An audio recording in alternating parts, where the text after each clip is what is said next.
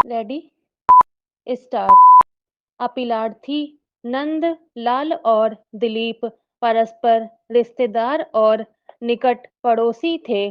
दिलीप ने दोनों के मकान के बीच में एक कामन दीवार का निर्माण अपने खर्चे से किया था।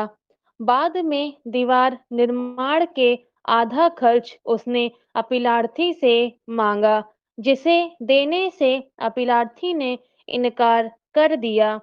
इसी बात को लेकर घटना के दिन दिनांक 16/5/2006 को सायं 4 बजे अपीलार्थी और दिलीप तथा उसकी पत्नी के साथ कहासुनी हुई, जिस पर दिलीप ने गोपी चंद और लखी चंद मृतक को बुला लिया, जिन्होंने पक्षों के बीच समझौता कराने का प्रयास किया। इसी दौरान लखीचंद ने अपीलार्थी को गाली दे दिया, जिस पर अपीलार्थी ने छड़ी से लखीचंद के पीठ पर प्रहार किया, जिसके प्रत्युत्तर में गोपी चंद ने छड़ी से लखीचंद के पीठ पर प्रहार किया, जिसके प्रत्युत्तर में गोपी चंद ने छड़ी से अपीलार्थी के सिर पर वार किया। इसके बाद अपीलार्थी अपने घर में गया और स्वयं गुप्ती एवं 2 अन्य परशुराम, बल्लम एवं उसका पुत्र संजय एक छड़ी के साथ वापस आए। अपीलार्थी ने लखीचंद, जो दिव्यांग था, के कांख पर गुप्ती से हमला किया, जिससे उसके सीने में भी चोट लगी और वह बेहोश हो गया, जिसे हॉस्पिटल ले जाया गया, जहां उसे मृत घोषित कर दिया गया।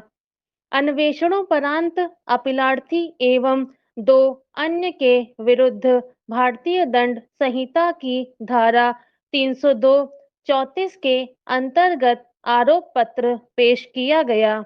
विचारण न्यायालय ने निष्कर्षित किया कि अपीलार्थी अभियुक्त संख्या 1 ने मृतक पर प्राणघातक हमला किया था और अभियुक्त संख्या 2 और 3 ने भी मृतक पर बल्लम और छड़ी से हमला किया। अतः तीनों मृतक की हत्या के लिए उत्तरदायी है। तदनुसार विचारण न्यायालय ने तीनों को भारतीय दंड संहिता की धारा 302-34 के अंतर्गत दोष सिद्ध एवं आजीवन कारावास के दंड से दंडित किया।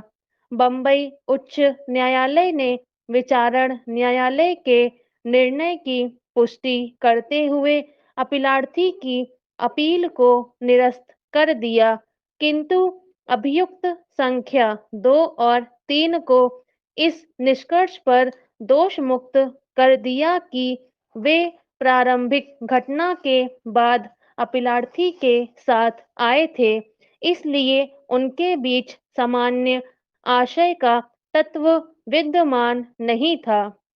अतः अपीलार्थी ने उच्चतम न्यायालय में यह अपील एसएलपी केवल दंडादेश के प्रश्न पर किया।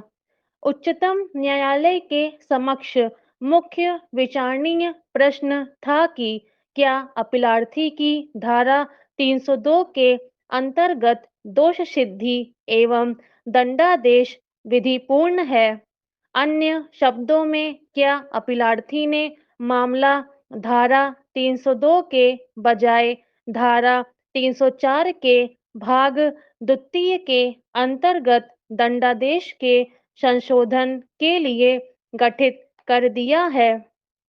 निर्णय अपीलार्थी के लिए विद्वान अधिवक्ता का तर्क है कि घटना अचानक लड़ाई का परिणाम था और कि अपीलार्थी का आशय मृतक की हत्या करना नहीं था, इसलिए यह मामला धारा 300 के अपवाद 4 का है, न कि धारा 300 का।